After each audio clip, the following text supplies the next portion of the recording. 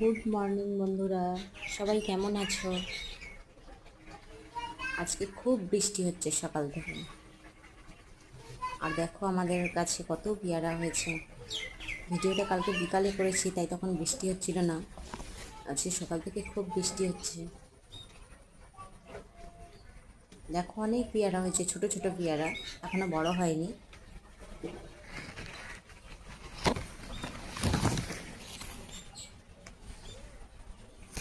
ভিডিওটা কেমন লাগলো সবাই কমেন্ট করে জানিও।